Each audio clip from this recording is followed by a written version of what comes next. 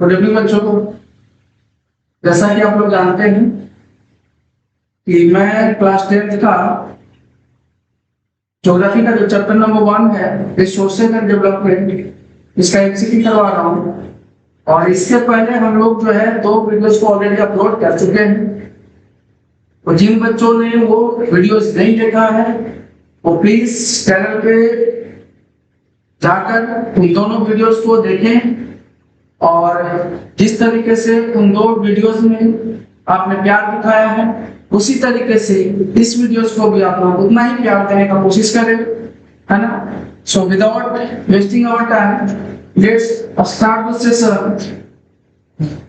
The first question is the oceanic resources beyond 200 kilometers of the exclusive economic zone can be termed as which of the following types of resources?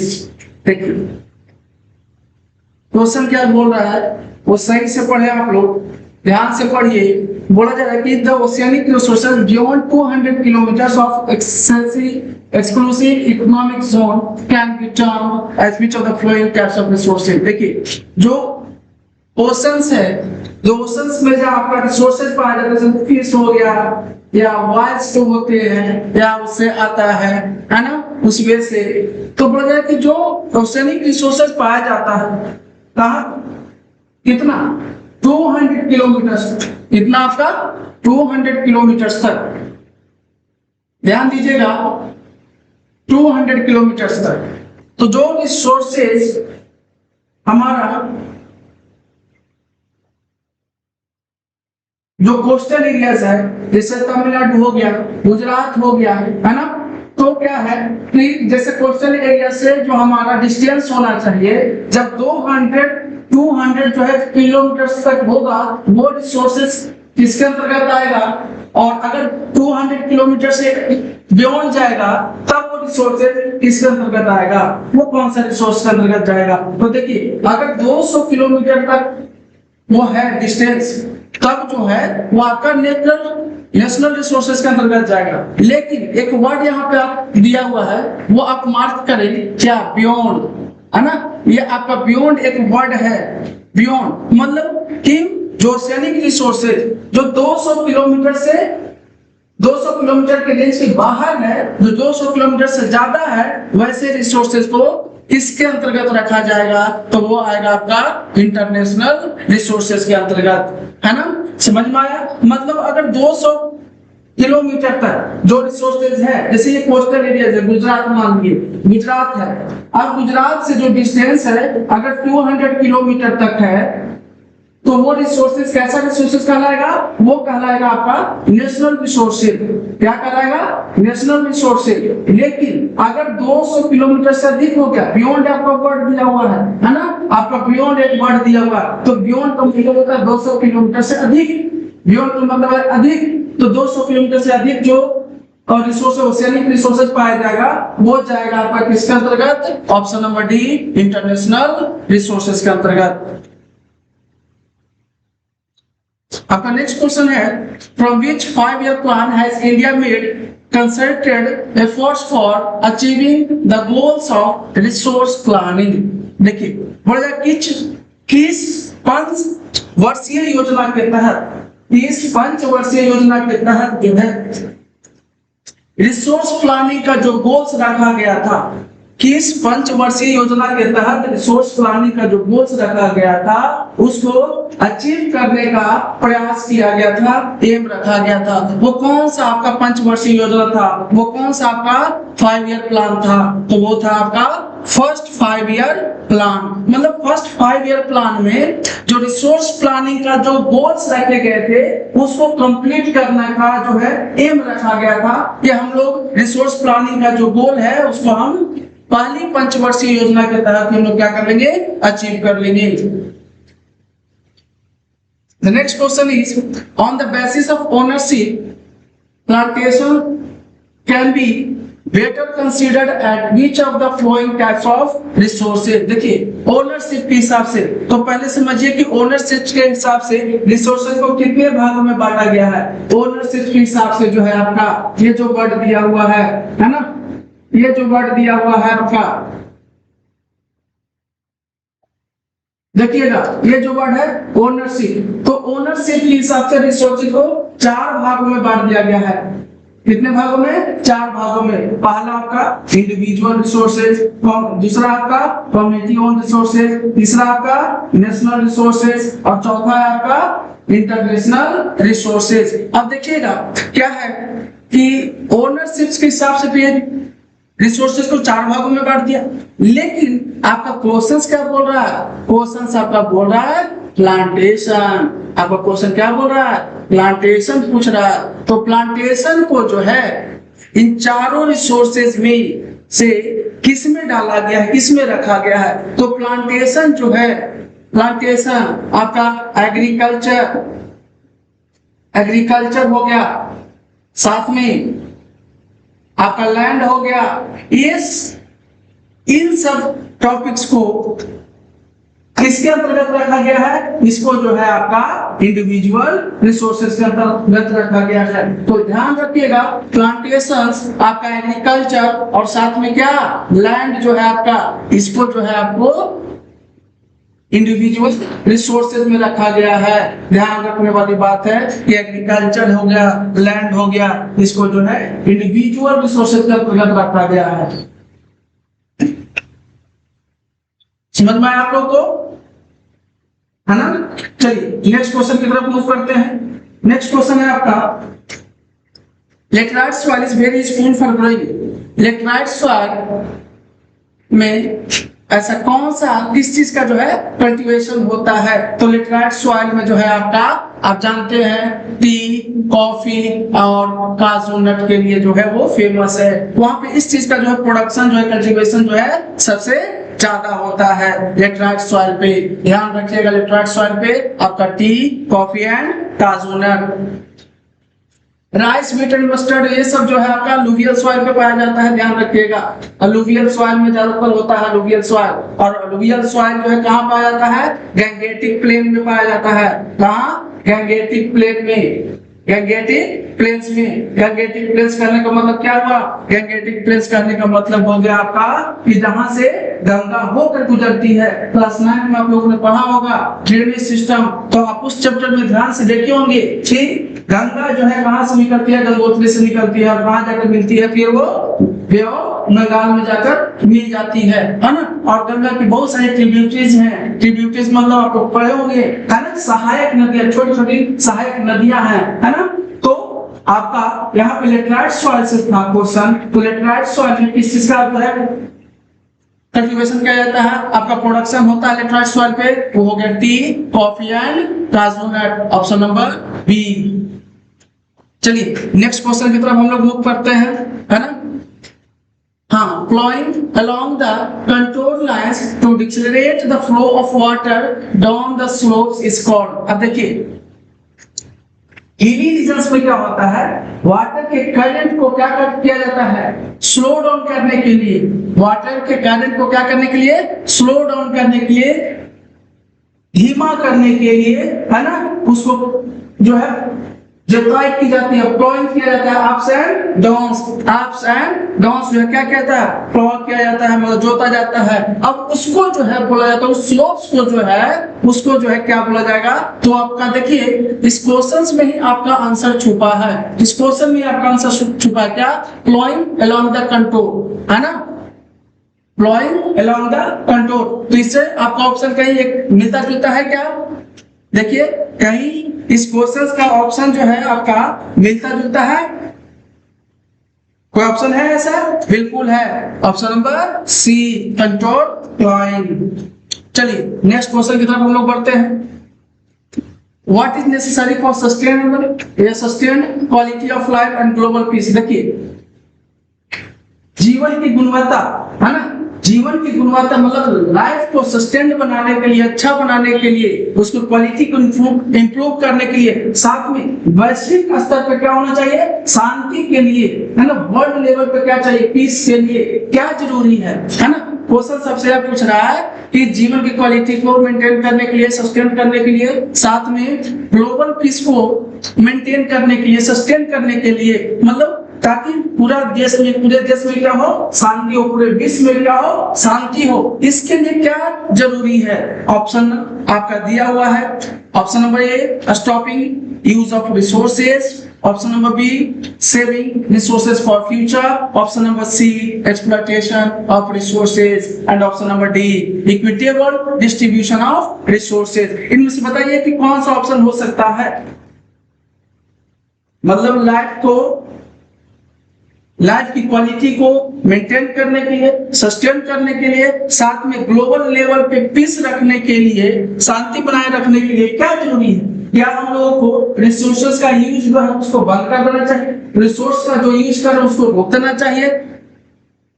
क्या हम लोग को saving resources for future, क्या हम लोग को resources का जो यूज है उसको रोक कर क्या करना चाहिए? साथ में ब्रदर सेव करना चाहिए। मतलब ऑप्शन नंबर में ये है कि क्या हम लोग को रिसोर्सेज को बंद कर देना चाहिए यूज करना, या तो फिर ऑप्शन नंबर बी में है रिसोर्स को हम लोग को सेव करना चाहिए, या ऑप्शन नंबर सी है एक्सप्लॉयटेशन ऑफ रिसोर्सेज, या रिसोर्सेज को हम लोग को एक्सप्लॉइट करना चाहिए, मतलब अंधाधुंध यूज करना चाहिए, मतलब वेस्ट करना चाहिए, या option number D equitable distribution of resources. Equitable distribution of resources का मतलब समझिएगा बाबू लोग।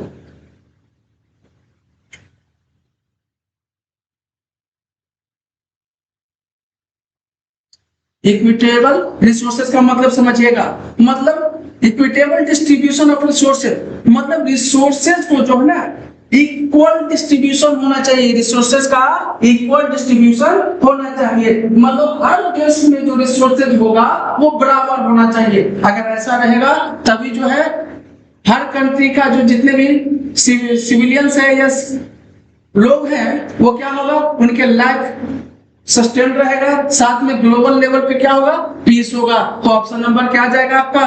Option number D equitable distribution of resources. मतलब अगर रिसोर्सेज का सभी कंट्री जो है इक्वल अमाउंट में जो है डिस्ट्रीब्यूशन कर लेते हैं, बांट लेते हैं, इक्वली अगर डिस्ट्रीब्यूट करते हैं तब वहां पे किसी भी तरह का झंझट नहीं होगा, है ना। और जब झंझट नहीं होगा तो ग्लोबल पीस होगा, साथ में सभी लोगों का जो लाइफ का जो क्वालिटी है वो क्या होगा, सस्टेन होगा। आपका समझ में आ रहा है ना। तो ऑप्शन नंबर क्या जाएगा आपका? Option number D. चलिए हम लोग नेक्स्ट क्वेश्चन की तरफ मूव करते हैं। What is land used for grazing cattle and livestock known as? उस लैंड को what is the land used for grazing cattle? जो लैंड ग्रेजिंग करने के लिए यूज किया जाता है, कैटल को ग्रेज करवाने के लिए यूज किया जाता है, उसको और किस नाम से जानते हैं? उसको जानते हैं हम लोग पास्चर लैंड से। ये तो इजी क्वेश्चन था, आप लोग कर सकते हैं, बिल्कुल कर सकते हैं, है ना। फॉरेस्ट तो होगा नहीं, देखिए ग्रेजिंग है, फॉरेस्ट होगा नहीं, है ना। बैरन लैंड होगा नहीं, फैलो लैंड होगा नहीं। पास्चर मतलब आपको चराने का जो है वो यूज में आता है, ग्रेज करवाने के लिए यूज होता है। चलिए नेक्स्ट क्वेश्चन की तरफ हम लोग बढ़ते हैं। Fossil fuels are examples of each of the following types of resources. अब देखिएगा बात आप लोग, फॉसिल फ्यूल्स बोला, कौन सा फ्यूल्स बोला आपका? फॉसिल फ्यूल्स बोल रहा है। फॉसिल फ्यूल्स ध्यान दीजिएगा, फॉसिल फ्यूल्स जो है किसका एग्जांपल है? क्या रिन्यूएबल रिसोर्सेज है, क्या फ्लो रिसोर्सेज है, या बायोलॉजिकल रिसोर्स है, या नॉन रिन्यूएबल रिसोर्स है? जल्दी से आप लोग ऑप्शन दीजिए, आंसर बताइए, है ना। तो फॉसिल फ्यूल्स देखिएगा, फॉसिल फ्यूल्स हो गया, साथ में कोल हो गया, साथ में पेट्रोलियम हो गया, है ना। पेट्रोलियम हो गया, ये कैसे रिसोर्सेज है? ये जो है नॉन रिन्यूएबल रिसोर्सेज है। पिछले क्लासेस में भी आपको बताया गया है कि ये कैसा क्वेश्चन जो है, कैसा एग्जांपल है, नॉन रिन्यूएबल रिसोर्सेज। ये क्यों बोला गया कि नॉन रिन्यूएबल रिसोर्सेज के अंतर्गत आएगा? वो इसलिए बोला गया क्योंकि ये सब जो रिसोर्सेज है, फॉसिल फ्यूल्स हो गया, आपका कोल हो गया, साथ में आपका पेट्रोलियम हो गया, इसको बनने में, तैयार होने में लगभग हजारों वर्ष लग जाता है। है ना। ऐसा नहीं है कि ये रिसोर्स जो है कोल खत्म हो गया, आज खत्म हो गया तो 4 दिन के बाद बन जाएगा, एक सप्ताह के बाद बन जाएगा, एक मंथ के बाद बन जाएगा, नहीं, इसको बनने में हजारों हजार वर्ष लग जाता है। इसलिए फॉसिल फ्यूल्स, कोल, पेट्रोलियम को किसके अंतर्गत रखा गया है? नॉन रिन्यूएबल रिसोर्सेज के अंतर्गत। इसलिए option number D the correct answer. समझ में आ रहा है आप लोगों को, है ना। चलिए नेक्स्ट क्वेश्चन की तरफ हम लोग मूव करते हैं। विच of the flowing resource is non recyclable, है ना। देखिए नॉन रिन्यूएबल, नॉन रिसाइकेबल, तो अब देखकर बता सकते हैं कि कौन सा ऑप्शन हो सकता है इनके। क्या कोल नॉन रिन्यूएबल नॉन रिसाइकेबल है, आयरन ओर, कॉपर, गोल्ड, इनमें से क्या कौन सा जो है आपका आंसर हो सकता है? जल्दी बताइए। तो अभी आप लोगों को पता है कि कोल, पेट्रोलियम और जो है आपका fossil fuels non renewable resource में आता है, तो इसी को बोला जा रहा है नॉन रिसाइकेबल रिसोर्सेज। तो ऑप्शन नंबर क्या होगा आपका आंसर? ऑप्शन नंबर ए, कोल।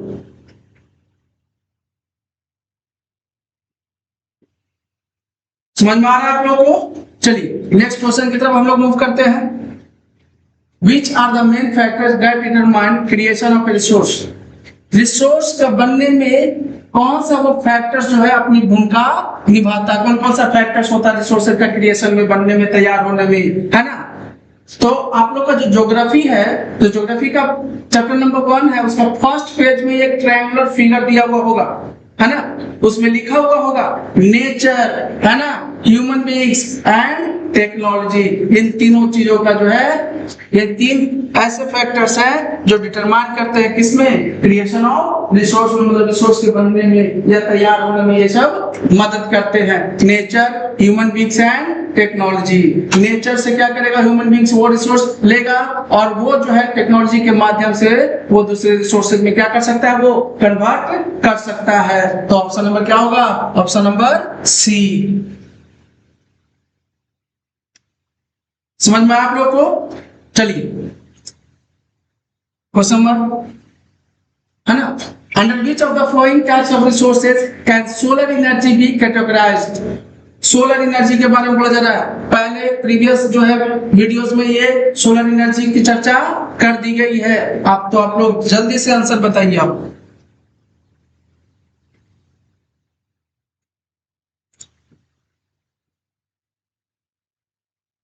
जल्दी बताइए आप लोग आंसर, है ना।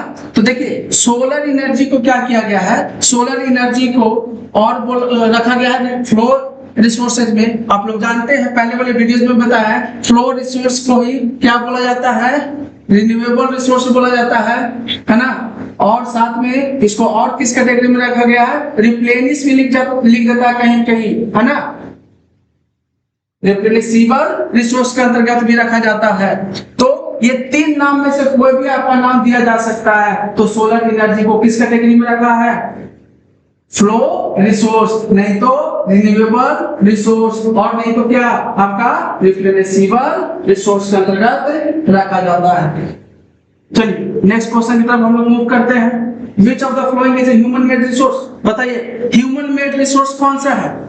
क्या पेट्रोलियम ह्यूमन मेड है, या फॉरेस्ट ह्यूमन मेड है, या मशीन ह्यूमन मेड है, या आपका ऑप्शन नंबर सी लैंड जो है आपका ह्यूमन मेड है? ये तो इजी क्वेश्चन आप लोग कर सकते हैं। जल्दी से रिप्लाई दीजिए।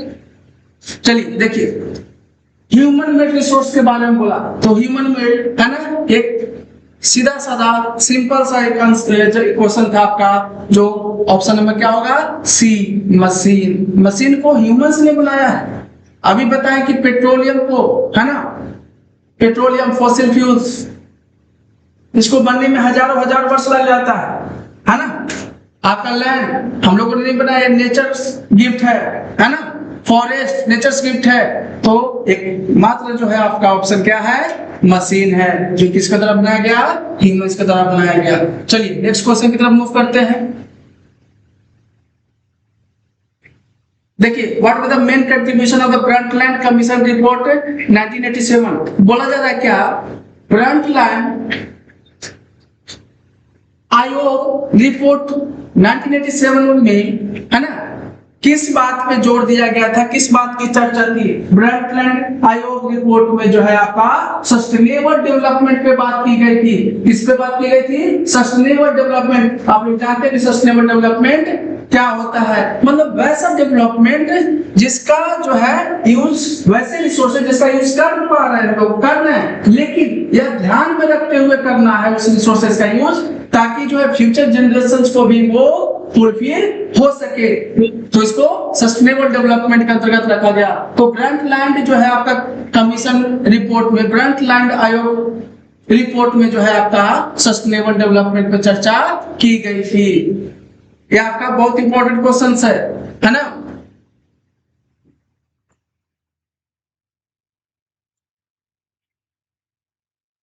चलिए नेक्स्ट क्वेश्चन की तरफ हम लोग मूव करते हैं।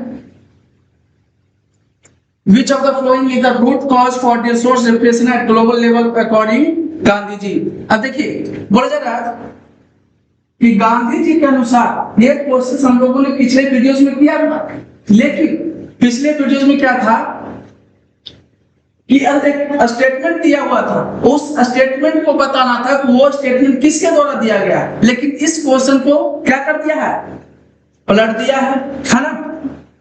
कान ऐसा ना पकड़ के उल्टी हाथों से जो है ना वो पकड़ने की कोशिश कर रहा है, आपको कंफ्यूज करने की कोशिश कर रहा है। तो आपको अगर ध्यान में होगा कि गांधी जी ने क्या स्टेटमेंट दिया था तो बिल्कुल बन जाएगा। और ये क्वेश्चंस जो है ना पिछले वीडियोस में करवाए गए हैं आपको, है ना? तो बोला जाए कि which of the following is the root cause for resource depletion at global level according to Gandhi ji? मतलब गांधी जी के अनुसार जो रिसोर्सेज का डिप्लीशन हो रहा है, जो रिसोर्सेज का कमी हो रहा है ग्लोबल लेवल पे, वैश्विक स्तर पे, वो मेन रीजन क्या है? मतलब रिसोर्सेज का वैश्विक स्तर पे घटने का कारण क्या है? क्या कंजर्वेशन ऑफ रिसोर्सेज है option A, option number B use of resources, option number C greedy and selfish individuals and exploitative nature of modern technology, and option number D backward technology. क्या हो सकता है? जल्दी से ऑप्शन आप लोग जवाब दीजिए। तो चलिए गांधी जी के अनुसार, गांधी जी ने एक स्टेटमेंट दिया था कि there is enough resources for anybody's need, but के बाद क्या बोल दिया? बोला गया क्या गांधी जी के द्वारा कि हमारे पास जो रिसोर्सेज है वो इतना रिसोर्सेज है कि सभी लोगों का जो नीड्स है, जो जरूरत है वो पूरा हो सकता है, फुलफिल हो सकता है, लेकिन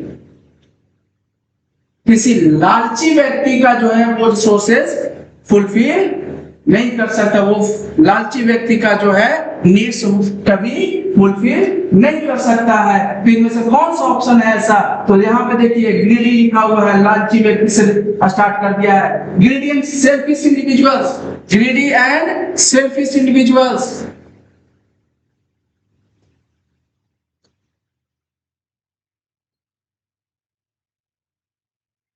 देखिएगा greedy and selfish individuals and exploitative nature of modern technology. देखिए बोला जा रहा है कि लालची व्यक्ति और जो सेल्फिश व्यक्ति वो हमेशा चाहता है क्या? ज्यादा से ज्यादा रिसोर्सेज हमारे पास आ जाए, है ना? तो यही गांधी जी ने स्टेटमेंट दिया था कि there is enough resources for anybody's need but not for anybody's greed, मतलब किसी लालची व्यक्ति के लिए वो ज्यादा नहीं है। तो ऑप्शन नंबर क्या होगा आपका? Option number C. समझ में आया आप लोग को? चलिए नेक्स्ट क्वेश्चन की तरफ हम लोग मूव करते हैं। What is arrangement of soil in different layers of origins known as? देखिए जो सॉइल का डिफरेंट लेयर्स, अलग अलग जो लेयर्स है, और ध्यान रखिएगा लेयर्स को ही क्या बोला जाता है?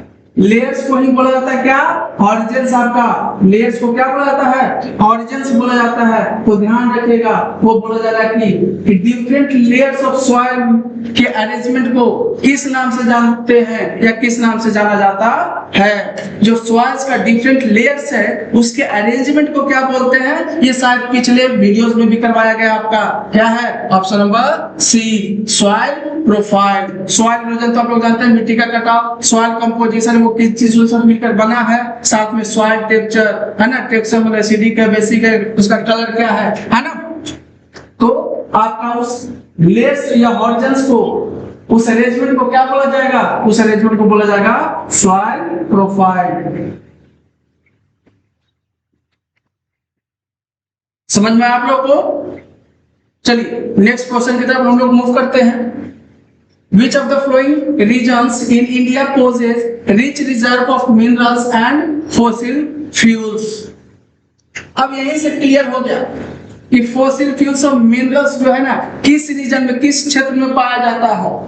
तो फॉसिल फ्यूल्स जो है सबसे ज्यादा प्लेट्यूज में, option number C, option number C है ना।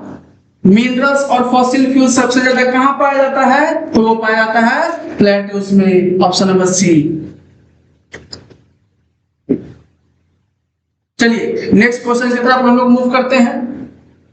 Which among the following is a type of resources classified on the basis of exhaustibility? देखिए exhaustibility के आधार पर जो है रिसोर्सेज को दो भागों में बांटा गया था, वो है आपका renewable and non renewable, option number B. देखिए बायोटिक और अबायोटिक जो है आपका ओरिजिन के आधार पे, नेशनल इंडिविजुअल जो है आपका क्या है, अभी पढ़े आप लोगों ने, ओनरशिप के हिसाब से है ना। अब पोटेंशियल रिसोर्सेज तो अलग, स्टॉक रिसोर्सेज भी इसमें है तो अलग है ना। तो क्या बोला गया कि एग्जॉस्टिबिलिटी के आधार पर जो है रिसोर्सेज को कितने भागों में बांटा गया? वो दो भागों में बांटा गया। वो कौन कौन सा है? Renewable and non renewable, option number B. चलिए नेक्स्ट क्वेश्चन की तरफ हम लोग मूव करते हैं। How much desired area is required for forest in our country? मतलब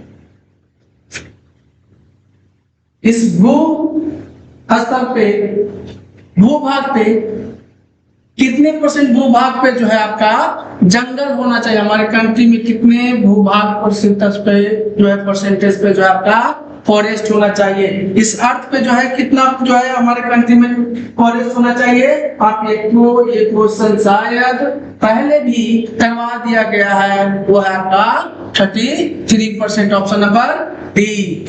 चलिए नेक्स्ट क्वेश्चन की तरफ हम लोग मूव करते हैं। Which one of the following soil is ideal for growing cotton? देखिए कॉटन के ग्रोथ के लिए है ना, कॉटन का कल्टीवेशन के लिए जो है कौन सा सॉइल जो है वो आइडियल है? तो कॉटन जो है किस सॉइल पे होता है? वो होता है, आप लोग पढ़ा होगा, ब्लैक सॉइल पे। किस पे?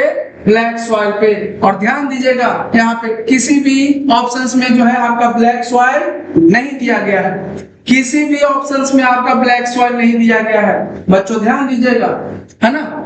तो कहीं ना कहीं ये ध्यान लगाइएगा कि ब्लैक सॉइल अगर नहीं दिया है तो कोई सॉइल तो आपका आंसर है यहाँ पे। तो ब्लैक सॉइल को और किस नाम से जानते हैं, है ना? तो ब्लैक सॉइल को और ना आप जो हम लोग रेगुन सॉइल के नाम से भी जाना जाता है ये। तो ऑप्शन नंबर ए। चलिए नेक्स्ट क्वेश्चन की तरफ हम लोग मूव करते हैं। Laterite has been derived from the Greek word later which means, देखिए बोल जाए कि लेटराइट जो है ग्रीक वर्ड से लिया गया है। लेटराइट जो है ये ग्रीक वर्ड है, वो ग्रीक वर्ड है कौन? लेटर है। तो पूछा जा रहा है कि ये लेटराइट जो ग्रीक वर्ड से लिया गया है, डिराइव हुआ है लेटर से, इसका मतलब क्या होता है? तो इसका मतलब होता है Greek, option number B.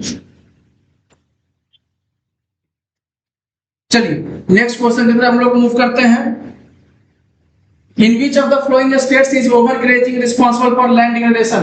Overgrazing बोला जाए कि इनमें से कौन सा एक ऐसा स्टेट्स है जहां ओवरग्रेजिंग के कारण लैंड का जो क्वालिटी है वो डिग्रेड हो रहा है, भूमि का जो गुणवत्ता है वो क्या हो रहा है? डिग्रेड हो जा रहा है, आपका घटते जा रहा है, मतलब फर्टिलिटी जो है डाउन होते जा रही है ना। तो इनमें से कौन सा वो राज्य है ओवरग्रेजिंग के कारण? आप लोग को ये क्वेश्चन करवाया गया है, ओवर इरिगेशन और ओवरग्रेजिंग। तो ऑप्शन नंबर क्या है? Option number B, Madhya Pradesh and Rajasthan. ये जो दो स्टेट्स आपके हैं ये ऐसे स्टेट्स है जहां पे ओवरग्रेजिंग के कारण लैंड डिग्रेडेशन हो रहा है। ओवर ग्रेजिंग तो समझ में आ रहा है आप लोग को?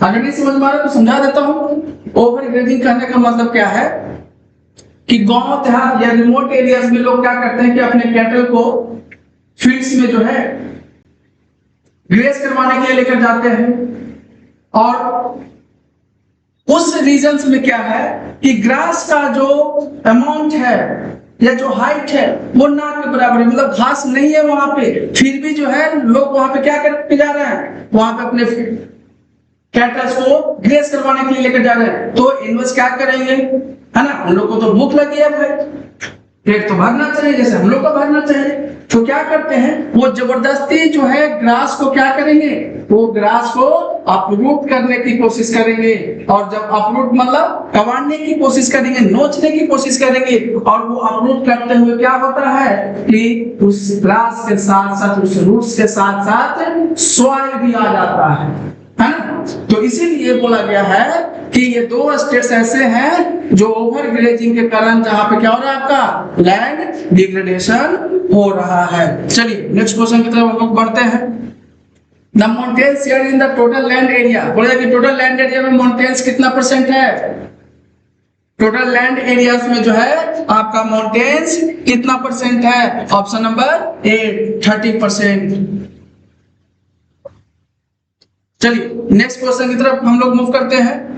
Which one of the following states mostly has laterite soil? इनमें से जो स्टेट्स दिए हैं, कौन सा ऐसा स्टेट्स है जहां ज्यादातर क्या पाया जाता है, लेटराइट सॉइल पाया जाता है, जल्दी से बताइए, है ना। क्या वो उत्तर प्रदेश है, क्या वो बिहार है, क्या वो राजस्थान है, क्या वो मेघालय है। तो लेटराइट सॉइल ज्यादातर जो है कहां पाया जाता है, वो आपका ऑप्शन नंबर डी मेघालय में, मेघालय में जो है लेटराइट सॉइल्स पाई जाती है। चलिए नेक्स्ट क्वेश्चन की तरफ हम लोग मूव करते हैं। What is the percentage share of plains in the total land area, बोला कि टोटल लैंड एरिया में प्लेन्स कितने परसेंट है, प्लेन्स समतल एरिया जो है कितना परसेंट है ना, जो हम लोग मूव कर रहे हैं अभी चल रहे हैं वो क्या है, प्लेन्स है। तो बोला जाए कि टोटल लैंड एरिया में, टोटल भूभाग पे जो है ना प्लेन्स कितना परसेंट है, जल्दी से बताएं आप लोग। चलिए ऑप्शन नंबर ए है आपका 43%। प्लेन्स कितने परसेंट है, प्लेन लैंड जो है कितना परसेंट है, प्लेन लैंड कितना परसेंट आपका 43%, ऑप्शन नंबर ए हो गया आपका। चलिए नेक्स्ट क्वेश्चन की तरफ हम लोग मूव करते हैं। Which one of the following is renewable resource, बताइए इनमें से जो ऑप्शंस दिया हुआ है इनमें से कौन सा एक ऐसा रिसोर्स है जो कैसा है, रिन्यूएबल रिसोर्स है। मतलब रिन्यूएबल रिसोर्स के अंतर्गत कौन सा जो है चार ऑप्शन में से हो सकता है, क्या वो सोलर एनर्जी है, क्या वो विंड एनर्जी है, क्या वो फॉरेस्ट है, या फॉसिल फ्यूल्स है। जल्दी से आप लोग रिप्लाई करें।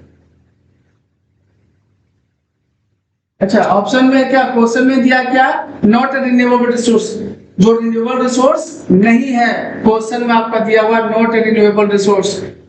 इनमें से दिए गए ऑप्शन में से कौन सा एक ऐसा ऑप्शन है जो रिन्यूएबल रिसोर्स नहीं है। तो रिन्यूएबल रिसोर्स तो अभी बता, नॉन रिन्यूएबल रिसोर्स कहने का मतलब क्या हुआ, नॉन रिन्यूएबल रिसोर्स की बात कर रहा है ये, है ना, नॉन रिन्यूएबल रिसोर्स की बात कर रहा है। तो नॉन रिन्यूएबल रिसोर्स दिए गए ऑप्शन में से कौन सा हो सकता है, अभी बताए थे option number D fossil fuels, coal and petroleum.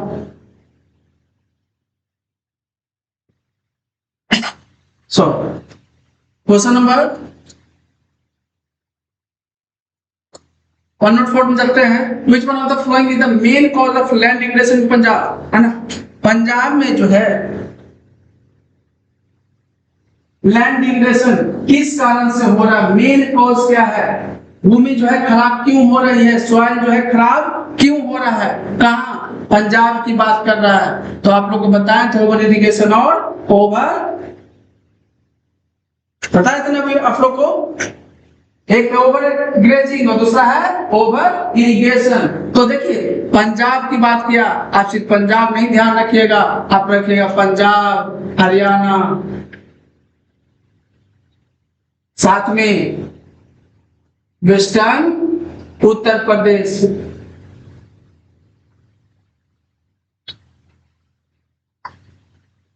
Western Uttar Pradesh, है ना। पंजाब, हरियाणा और वेस्टर्न उत्तर प्रदेश में जो है लैंड इमिग्रेशन का मेन कारण क्या है आपका? Over irrigation, option number D. और ओवर ग्रेजिंग हम लोगों ने जस्ट पढ़ा है। ओवर ग्रेजिंग कहाँ? मध्य प्रदेश और राजस्थान में, अभी पढ़ा था ना, मध्य प्रदेश और राजस्थान में ओवर ग्रेजिंग के कारण जो है लैंड इमिग्रेशन हो रहा है। और पंजाब, हरियाणा और वेस्टर्न उत्तर प्रदेश में क्या है? ओवर इरिगेशन के कारण, ऑप्शन नंबर डी। देखिए नेक्स्ट क्वेश्चन है क्या? Soil formed by intense leaching is, leaching के कारण जो है कौन सा जो है सॉइल का फॉर्मेशन होता है, कौन सा मिट्टी का जो है बनना होता है, कौन सी मिट्टी बनती है लीचिंग के कारण? तो पहले ये समझिए कि लीचिंग होता क्या है ना। लीचिंग होता क्या है? कोई सॉलिड एरियाज है ना, सॉलिड सरफेस है, लेकिन उस सॉलिड सरफेस का जो है तेजी से जो है वाटर करंट फ्लो कर रहा है, उस वाटर करंट का जो स्पीड है वो क्या है? ज्यादा है, तेज है। तो क्या होगा? वहां से मिट्टी का कटाव होगा, है ना। सॉलिड एरिया था लेकिन वाटर करंट इतना तेज है कि वहां से मिट्टी का क्या हो गया? कटाव हो गया। तो उस तरीके से जो एक सॉइल का फॉर्मेशन होता है, उस वो कौन सा सॉइल है वही आपसे क्वेश्चन आपसे पूछ रहा है। तो होगा आपका option number C, laterite soil, option number C, laterite soil. मतलब लीचिंग के कारण, ध्यान रखिएगा, लीचिंग के कारण जो है मतलब मिट्टी के कटाव के कारण दूसरा मिट्टी बन जाता है, सॉइल का फॉर्मेशन होता है। वो कौन सा सॉइल है? वो आपका लेटराइट सॉइल का फॉर्मेशन होता है। समझ में आप लोग को? चलिए नेक्स्ट क्वेश्चन की तरफ हम लोग मूव करते हैं। In which of the following states is black soil found? देखिए इनमें से जो ऑप्शंस दिया गया है, बोला जाए कि दिए गए ऑप्शन में से कौन सा स्टेट्स में ब्लैक सॉइल पाया जाता है? ब्लैक सॉइल, क्या वो जम्मू कश्मीर है? Option number B Bihar, option number C Rajasthan, option number D. जल्दी से आप लोग रिप्लाई करेंगे।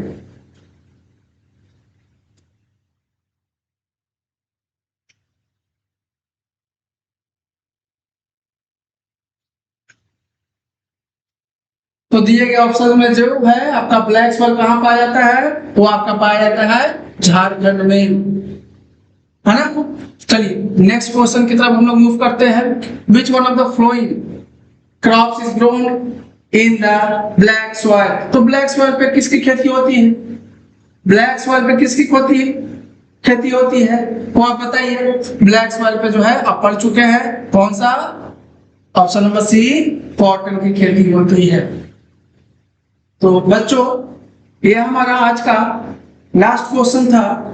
उम्मीद करते हैं कि आप लोगों को ये वीडियोस या ये क्वेश्चंस आपको अच्छा लगेगा और आप लोग उसी तरीके से हमारा सपोर्ट करेंगे जिस तरीके से आप लोगों ने प्रीवियस वीडियोस को जो है प्यार दिया है या सपोर्ट किया है। और ऐसे बच्चों तक पहुंचाए जो बोर्ड एग्जाम्स इस बार देने वाले हैं, जिनका सेशन 25-26 है ना।